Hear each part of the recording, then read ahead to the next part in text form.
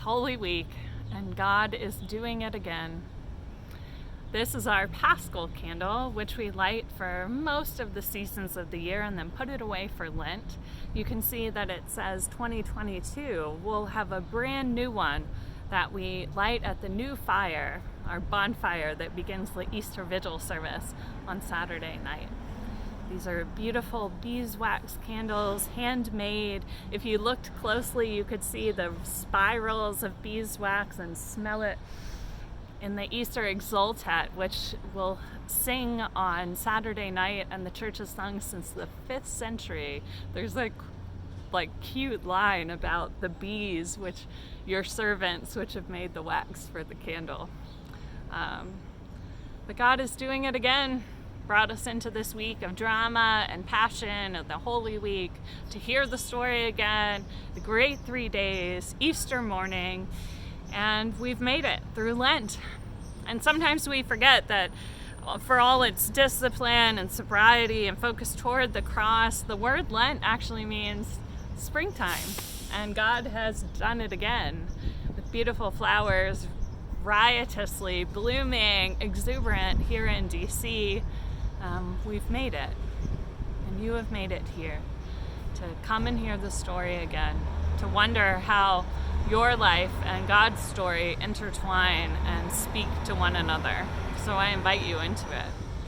There's this quote from G.K. Chesterton in his work Orthodoxy, where he talks and muses about how God as creator delights in creating, not just like God made a pattern for people or daisies, but what if God so delights in creating every individual daisy, every individual person, every individual thing, like a child who you are playing kick the ball with and you're ready to be done, but they keep saying, do it again.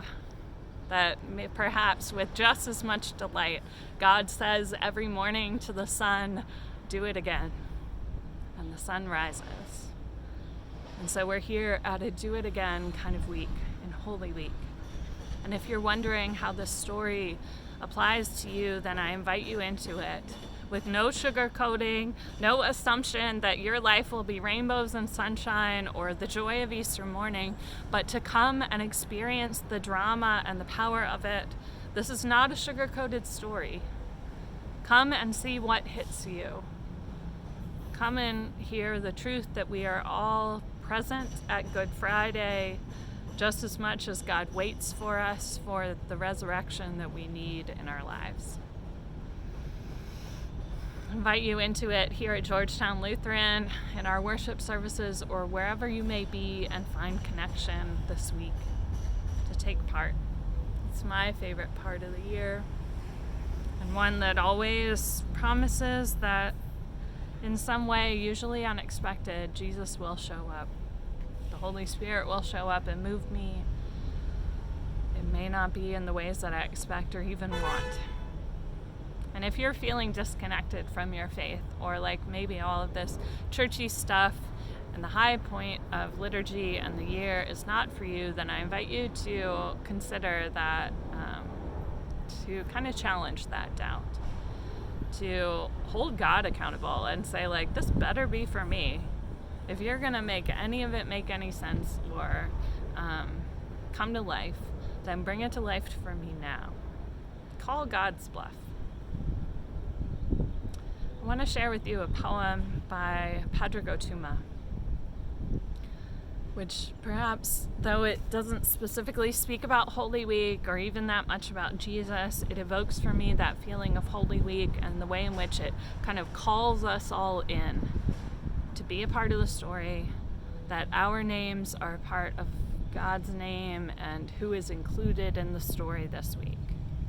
And that this is all why we do it, so that you may find your place, so that we may tell the truth about all the lies that the world tells that you are not enough, that we may tell the truth again that you are included in God's story, that you are loved, that God waits with you for resurrection, that God cares about the parts of your soul that feel like Good Friday or like dry bones, and that God will show up. be risen again. So Padraig O Tuama is in the name. In the name of goodness, of love, and a broken community. In the name of meaning, of feeling, and I hope you don't screw me. In the name of darkness and light and ungraspable twilight. In the name of meal times and sharing and caring by firelight. In the name of action, of peace, and of human redemption. In the name of eating, of drinking, and of table confession. In the name of sadness, regret, and of holy obsession.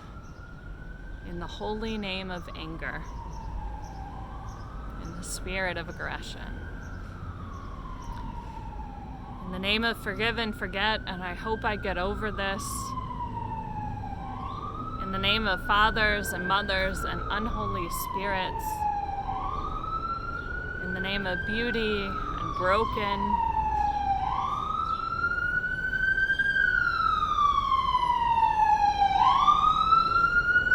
And beaten up daily. In the name of seeing our creeds and believing in maybe. We gather here a room full of strangers and speak of our hopeland and talk of our danger. To make sense of our thinking, to authenticate lives, to humanize feeling and stop telling lies. In the name of philosophy, of theology, and who gives a damn. In the name of employment and study and finding new family. In the name of our passions, our lovings, and our indecent obsessions. In the name of prayer, of worship, and of demon possession. In the name of solitude, of quiet, and of holy reflection. And in the name of the lost, the lonely, and the without direction. In the name of the early and the late and the holy ineffectual. In the name of the straight, the queer, transgender, and bisexual. In the name of boot clogs and boob jobs and erectile dysfunction. In the name of schizophrenia, hysteria, and obsessive compulsion. In the name of Mary and Jesus and the mostly silent Joseph. In the name of speaking to ourselves, this is more than I can cope with. In the name of touch-up and break-up and of breakdown and weeping. In the name of therapy and Prozac and of full-hearted breathing.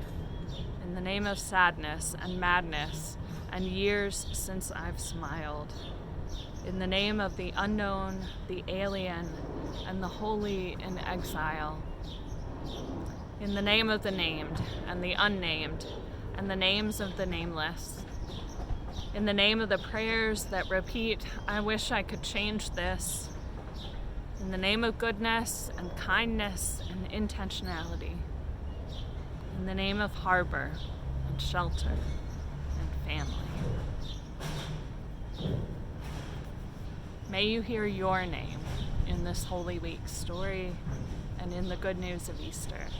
You are invited to join us, Georgetown Lutheran Church, for worship for these great 3 days, Maundy, Thursday, and Good Friday at 7:30 p.m., the Easter Vigil Saturday night at 8 p.m., and Easter morning, 8:30 a.m., brief, spoken, and 10 a.m. with music and choir and trumpet. All are welcome.